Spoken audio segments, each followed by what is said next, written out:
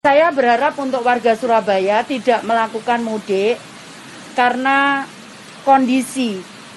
Saya tahu bahwa semua pengennya mudik, tapi kita harus tahu bahwa saat ini kondisinya tidak memungkinkan untuk kita melakukan perpindahan atau ya mudik lah.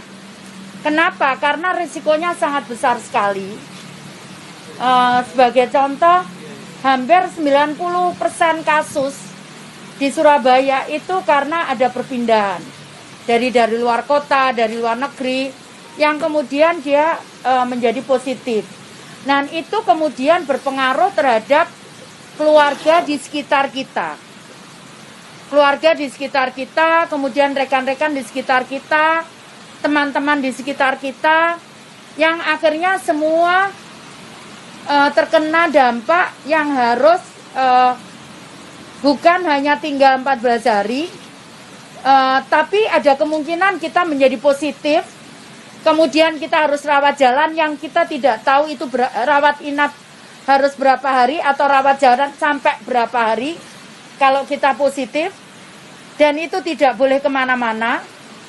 Karena itu mengingat risiko yang sangat besar itu, jadi kalau kita pindah misalkan dalam kondisi negatif, kita pindah ke suatu tempat, kita menjadi positif, kemudian kita menjadi positif, kita kembali lagi pulang ke Surabaya, itu akan juga tadi di tempat kita mudik, itu juga akan pergerakan kita berpengaruh. Kemudian kita kembali, kita juga akan berpengaruh kepada orang di sekitar kita.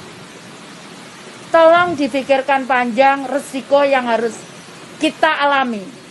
Jadi ada 3. Kita mau sakit dan kemudian masuk rumah sakit, bahkan berimplikasi pada kematian. Kemudian yang kedua, kita masuk rumah sakit, kita nggak bisa nyari nafkah karena kita nggak tahu sampai kapan kita ada di rumah sakit, atau kita mau sehat. Ayo kita memilih seperti apa. Mari kita bersama-sama yang bijak. Bukan untuk diri kita sendiri, tapi untuk keluarga kita. Juga untuk teman-teman kita, sahabat-sahabat kita, saudara-saudara kita, tetangga-tetangga kita.